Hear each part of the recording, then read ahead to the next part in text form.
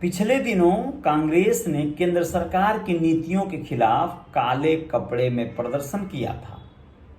आप लोगों को शायद याद हो, जिस पर तंज कसते हुए पीएम मोदी ने कहा कि निराशा और हताशा में डूबे कुछ लोग सरकार पर लगातार झूठा आरोप मढ़ने में जुटे हैं, लेकिन ऐसे लोगों पर से जनता का विश्वास पूरी तरह से उठ चुका है। यही वजह है कि अब वे काला जादू फैलाने पर उतर आए हैं। पीएम के इस बयान पर कांग्रेस नेता राहुल गांधी ने जवाब दिया था। उन्होंने कहा है कि बेलगाम बेरोजगारी, कमर तोड़ महंगाई, टूटता रुपया, बढ़ता व्यापार घाटा, देश छोड़कर जाते निवेशक, लेकिन प्रधानमंत्री को चिंता काले कपड़ों की है। ये भी ठीक है। उन्होंने पीएम पर काला जादू के नाम पर अंधविश्वास फैलाने का भी आरोप लगाया है। वैसे काला जादू और तंत्र विद्या भारतीय राजनीति के लिए नया नहीं है। देश के कई पूर्व प्रधानमंत्री तांत्रिकों की सेवा ले चुके हैं। इंदिरा गांधी के पीएम रहते हुए तो उनके खिलाफ हो रहे एक कथित तांत्रिक अनुष्ठान को रोकने के लिए बाकायदा इंटेलिजेंस ब्यूरो की टीमें लगाई गई थी। इसके बाद भी कई ऐसे मौके आए जब देश की राजनीति काला जादू और उसके मायाजाल के इर्द गिर्द घूमती रही। आप लोगों को बताना जरूरी है कि धीरेन्द्र ब्रह्मचारी इंदिरा गांधी के जमाने में भारत के जाने माने हस्ती हुआ करते थे। इंदिरा गांधी को उनकी तंत्र विद्या पर काफी भरोसा था। विपक्षी नेता आरोप लगाया करते थे कि पीएम इंदिरा गांधी धीरेन्द्र ब्रह्मचारी से सलाह लेकर ही सारे फैसले लिया करती हैं। इंटेलिजेंस ब्यूरो के अधिकारी रहे मलय कृष्णधर ने अपनी किताब ओपन सीक्रेट में उस समय का जिक्र किया है, जिसमें आईबी के अधिकारियों को मारण अनुष्ठान रोकने के लिए दिल्ली के शमशान घाटों की खाक छाननी पड़ी थी। मलय कृष्णधर के मुताबिक धीरेन्द्र ब्रह्मचारी ने इंदिरा को सलाह दी थी कि उनके ही कैबिनेट के एक सदस्य उनकी मृत्यु के लिए मारण अनुष्ठान कर रहे हैं, जिसे रोकने के लिए आईबी की टीमें लगाई गई थीं। अपने दौर में सत्ता के गलियारों में गजब की धाक रखने वाले तांत्रिक धीरेन्द्र ब्रह्मचारी को भारत का ग्रेगोरी रासपुतिन कहा जाने लगा था। रासपुतिन रूस में जारशाही के दौर में एक विवादित पादरी और तांत्रिक था। उसका जार और उसकी पत्नी पर काफी प्रभाव था। भारत की राजनीति में धीरेन्द्र ब्रह्मचारी के बाद चंद्रास्वामी दूसरे सबसे विवादित तांत्रिक हुए। उनको तत्कालीन पीएम नरसिम्हा राव का सबसे बड़ा सलाहकार माना जाता था। इतिहासकार पैट्रिक फ्रेंच ने इंडिया ए पोर्ट्रेट में चंद्रास्वामी के बारे में लिखा है कि उनमें दूसरों के दिमाग को जीतने का हुनर था। वे दूसरों की कमजोरियां पढ़ लेते थे, खासकर वैसे लोग जो बहुत पावरफुल जगहों पर थे। उस दौर में चंद्रास्वामी का जादू नेताओं के सिर चढ़कर डोलता था। भारत के साथ साथ विदेशों में भी चंद्रास्वामी ने अपने जाल फैला रखा था। वो नेताओं की कुंडली देखकर उनके लिए अलग अलग अनुष्ठान किया करते थे। नेताओं के करीब आकर उन्होंने अकूत संपत्ति बनाई थी। बाद में उन्हें जेल भी जाना पड़ा। 2017 में गुमनामी में जीते हुए दिल्ली में उनकी मौत हो गई थी। साल 2011 में कर्नाटक विधानसभा के गेट के पास सिंदूर, हल्दी, टूटी हुई चूड़ियों आदि के साथ कथित तौर पर टोटके से जुड़ा सामान पाया गया था, जिसके बाद तत्कालीन सीएम बीएस येदियुरप्पा ने विपक्ष पर सरकार गिराने के लिए काला जादू करने का आरोप लगाया था।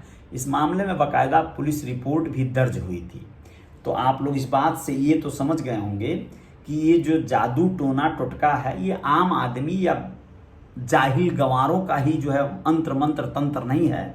पढ़े लिखे लोग भी इस तरह के वाहियात चीज़ों में बिलीव करते हैं, विश्वास करते हैं और कई बार इसके हत्थे चढ़ते हैं, शोषण होता है। एक और खबर बताना जरूरी है जो कहीं ना कहीं बहुत जरूरी लगा तो बताना चाह रहा हूँ। लुटेरी लड़की नाम से एक शीर्षक आपके दैनिक भास्कर में प्रकाशित है। लिखा है कि लुटेरी लड़की जिससे समंदर में कांपता था चीन, 6 साल की उम्र में बनी थी सेक्स वर्कर। कस्टमर्स के राज बेचकर कमाई बेशुमार दौलत। लिखा है कि जब भी समुद्री डकैतों की बात होती है तो किसी के भी दिमाग में सबसे पहले वो छवि आती है जो हॉलीवुड के फिल्मी डकैत कैप्टन जैक स्पैरो की होती है, जो कैरिबियन पायरेट्स फिल्म में समुद्री डकैत की भूमिका का नाम है। इस फिल्म में कैप्टन जैक स्पैरो को बहुत ताकतवर दिखाया गया है, मगर क्या आप जानते हैं कि असलियत में पुरुष नहीं बल्कि सबसे ताकतवर समुद्री लुटेरी महिला भी थी, जिसका नाम सुनकर ही दक्षिणी चीन सागर में सफर करने वाले लोग खौफ में रहते थे। इस महिला समुद्री लुटेरी को जेंग के नाम से जाना जाता है, जिसे समुद्री लुटेरों की दुनिया की रानी कहा जाता है। 1775 में चीन के तटीय इलाके ग्वांगडोंग में पैदा होने वाली जेंग ये सो का असल नाम शी एंग था। कहा जाता है कि वो जब बड़ी हो रही थी, ग्वांगडोंग में रहने वाले कई परिवार की आर्थिक स्थिति सही नहीं थी। वहाँ के लोग उस समय अपना जीवन चलाने के लिए प्रतिबंधित चीज़ों की तस्करी किया करते थे। इतिहासकारों की माने तो शी एंग महज 6 साल की उम्र में ही सेक्स वर्कर बन गई थी। बहुत दुखद पहलू है ना ये, 6 साल यानी एक बच्ची।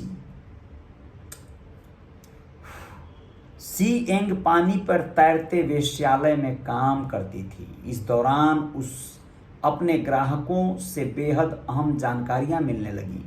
लोग शी एंग के साथ वक्त बिताते थे और अक्सर ऐसे राज उसे बता देते थे जो कई बार उन लोगों के मौत का कारण बन जाता था। धीरे धीरे शी एंग ने इन जानकारियों से कमाई करना शुरू कर दिया। वो ये जानकारियां उन लोगों को बेचती थी जो उसके मोटी रकम देने को तैयार थे। इस तरह शी एंग ने कुछ समय में ही साम्राज्य बना लिया और अपने आसपास के क्षेत्र में प्रभाव कायम कर लिया।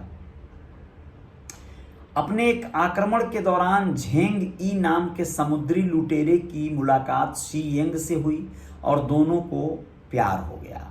झेंग ई ने वादा किया कि उनकी जो भी जीतेंगे, यानी जो लोग वो डकैती से जीतेंगे, आधी संपत्ति पर उसका हक होगा। शी एंग को ये सौदा पसंद आया और उन्होंने तुरंत शादी के लिए हाँ कर दी। शादी के बाद से ही उन्हें जेंग ए सो कहा जाने लगा, जिसका मतलब होता है झेंग की पत्नी था, झेंग की पत्नी। झेंग ई और जेंग ए सो ने कुछ ही समय में समुद्री लुटेरों के तौर पर ताकतवर जोड़े का दर्जा हासिल कर लिया था। डाकुओं को एकजुट करने में जेंग ए सो ने अहम भूमिका निभाई। उन्होंने डाकुओं के नेताओं से बातचीत की। सेक्स वर्कर के काम के दौरान के संबंधों ने भी उनकी मदद की। साल 1807 में झेंग ई की मौत हो गई, जिसके बाद असल मायनों में जेंग ए सो की ताकत बढ़ती चली गई। साल 1809 तक जेंग ए सो इतनी ताकतवर हो गई कि उनकी सैन्य और आर्थिक शक्ति ने चीन सरकार को भी परेशान कर रखा था। यहाँ तक कि समुद्री लुटेरों की समस्या के निदान के लिए चीनी सरकार ने ब्रिटेन और पुर्तगाली नौसेनाओं से मदद मांगी थी। इसके बाद नौसेनाओं और समुद्री लुटेरों के बीच कई युद्ध हुए, जिनमें समुद्री लुटेरों ने ही जीत हासिल की। लेकिन 1810 तक चीनी सरकार ने जेंग ए सो और उनकी टीम ने सरकार के साथ समझौता करने के लिए मना लिया। हालांकि इसके बदले चीनी सरकार उन्हें मोटी पेंशन देती थी। अब आप लोगों को बताना चाहेंगे कि ये सरकार को समझौता करना पड़ा इन लुटेरों से। 18वीं सदी में एनी बोनी ने भी अपने कारनामों के वजह से काफ़ी सुर्खियां बटोरी। उनके बारे में कहा जाता है कि वो समुद्र को बेचती थी। हालांकि उस समय पानी के जहाज़ों पर महिलाओं का होना अशुभ माना जाता था। इसके बावजूद एनी बोनी ने समंदर पर राज किया। बताया जाता है कि वो कुख्यात समुद्री डाकू कैलिको जैक रैकहम के साथ मिल गई। एनी बोनी का जन्म आयरलैंड में हुआ था। कहा जाता है कि एनी अपनी ही नौकरानी की बेटी थी।